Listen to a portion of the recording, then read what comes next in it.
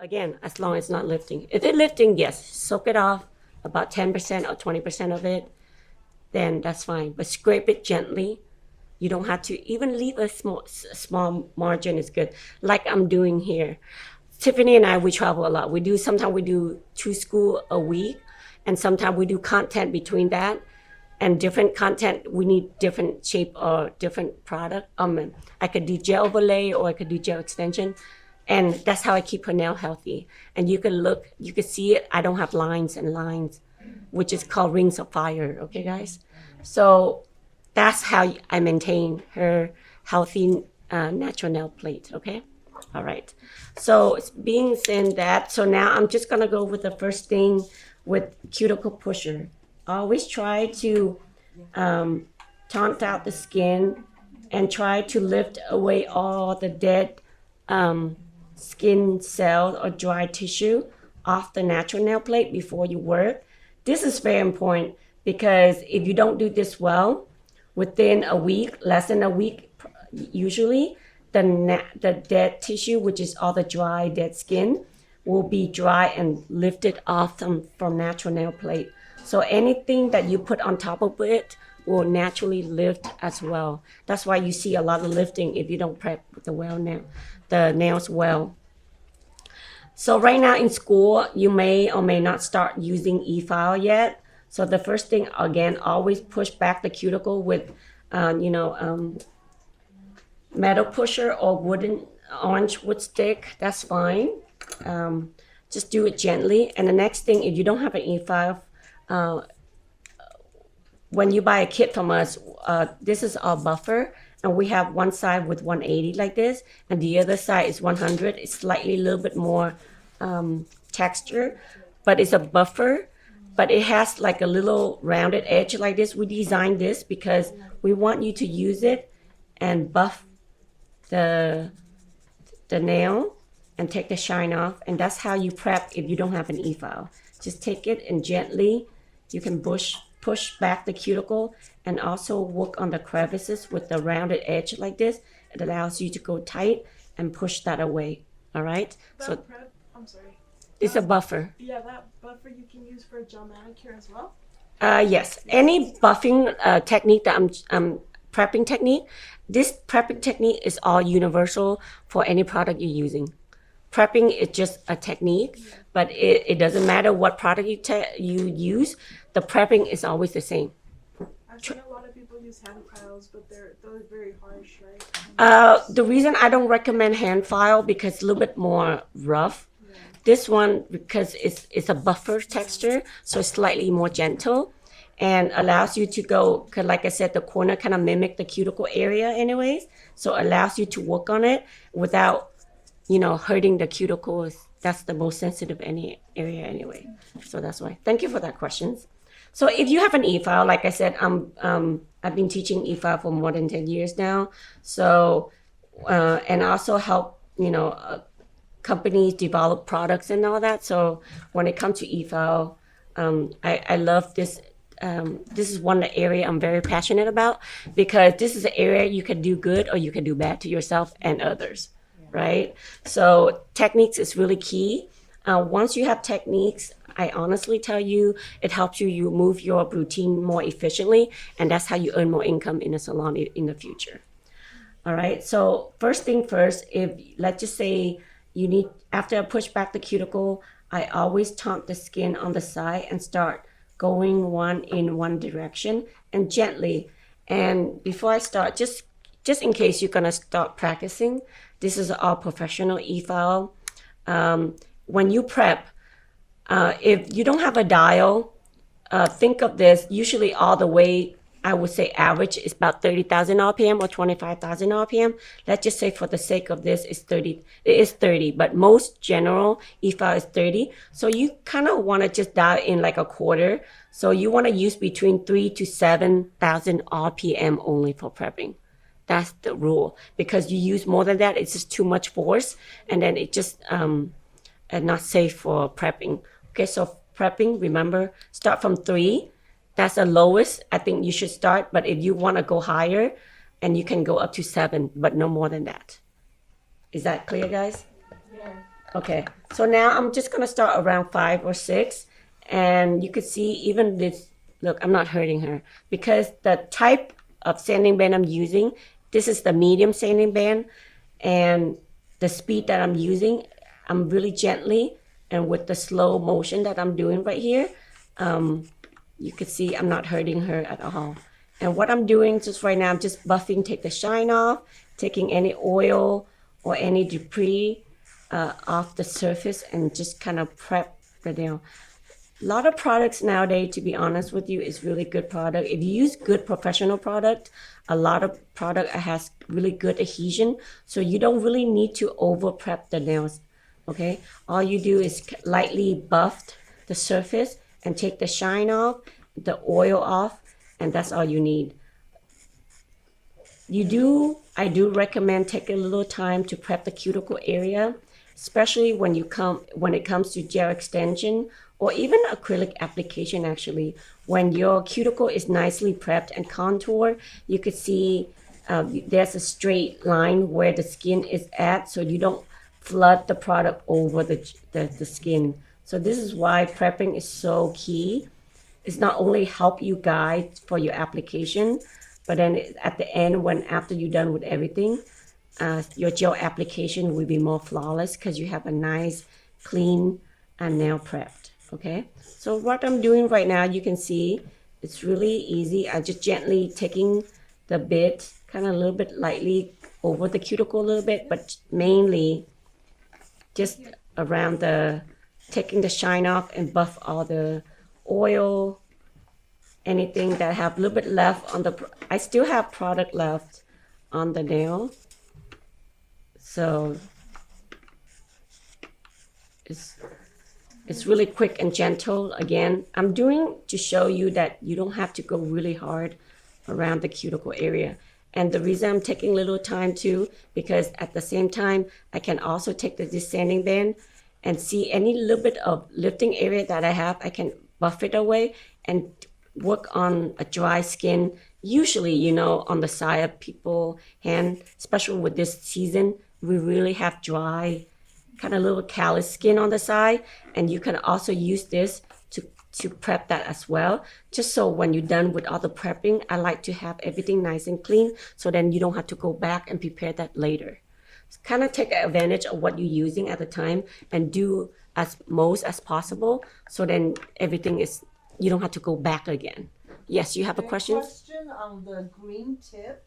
Is that a rubber in the center? It looks like a soft. It's really soft. The reason we like to use our green, because the sanding band, it comes with different color. And the reason it comes with different color is because even though it's a sanding paper, but the texture is different.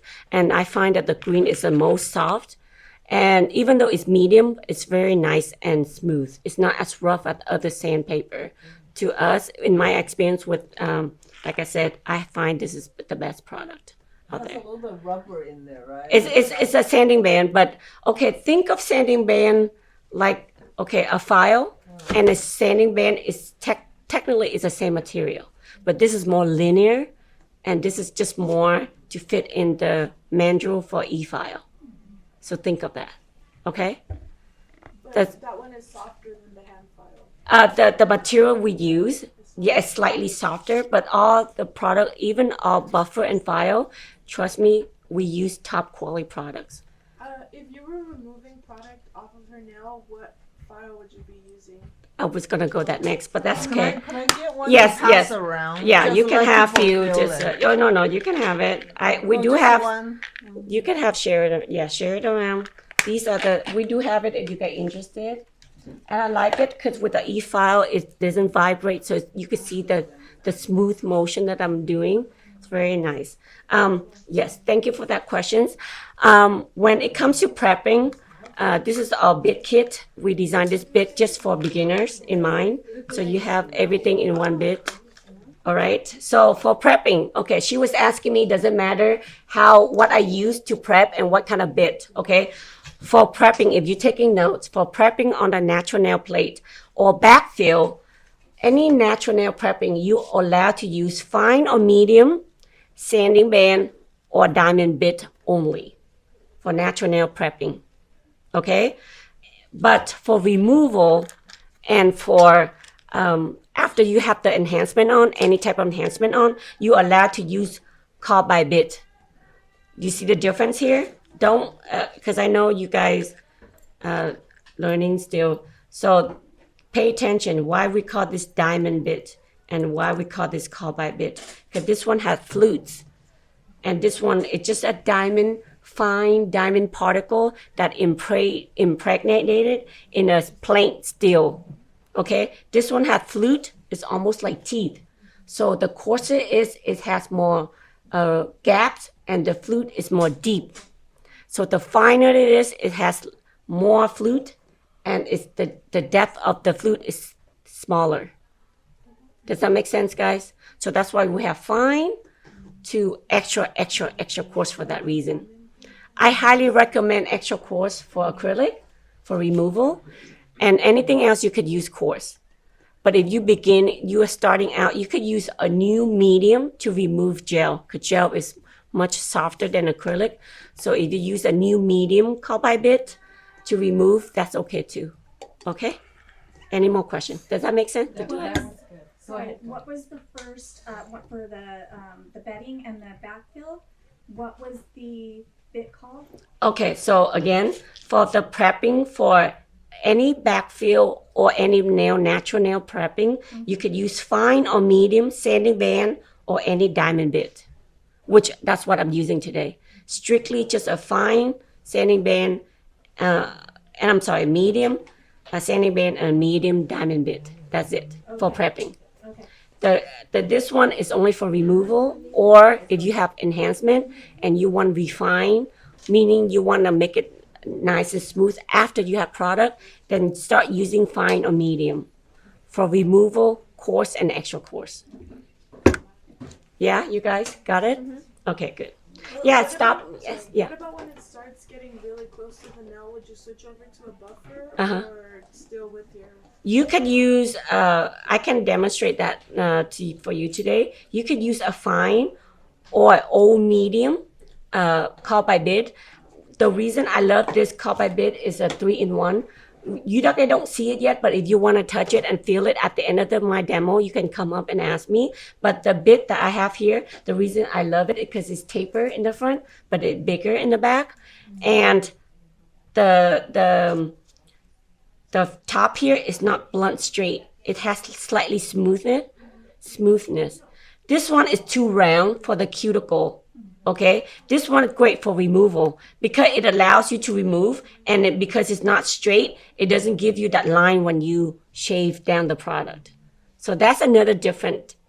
That's why e-file class is really important if you guys really interested in this, because it's really helped you know exactly what you're using and when to use it, so you maximize your product without buying 1,000 of the call by bits. And then this one, I like it. The reason I like it because it's like slightly taper, but it's not straight, where it allows you to go close to the cuticle area, but it's not too big where you can't go too tight. Does that make sense? So that's why. Okay?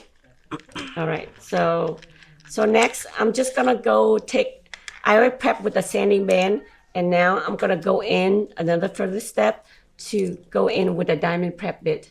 This bit, we do have it as well. And with the same speed, between 3 to 7,000 RPM, however you're comfortable with, stay within that bit, then you are safe. So now, even though I go and prep the nail earlier already, but you can see this allows me to go even further and prep the nail even better. You see how the cuticle more contour now?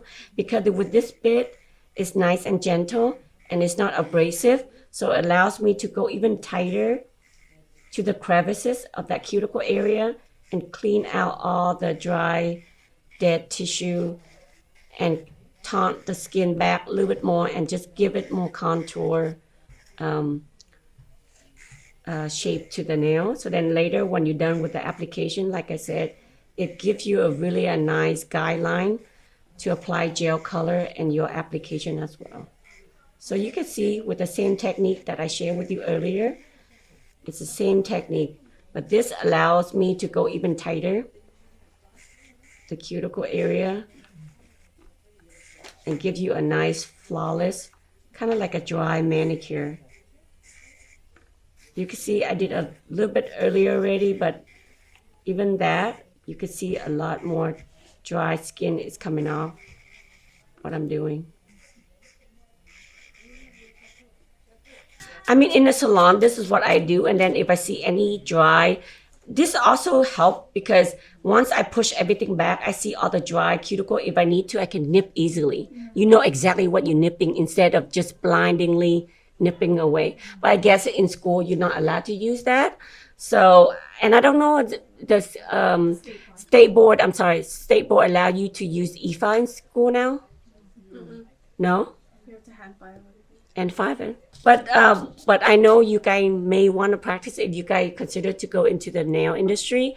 I would say highly take a class so then you don't create a bad habit. Okay, please. All right. But you just quickly, I'm just gonna spray it with alcohol. Okay, and you can see how the skin is nicely taut and clean with just simply pushing it back and 2-step of cleaning the cuticle with the surface. You can see this is a good, fast, dry manicure that I'm doing here. And these are the same techniques I've been using in the salon. So I know it's safe. All right? Okay. Any questions so far? So next, I'm going to show you how to size, selecting the tips, sizing and tailoring the tips. Okay, guys?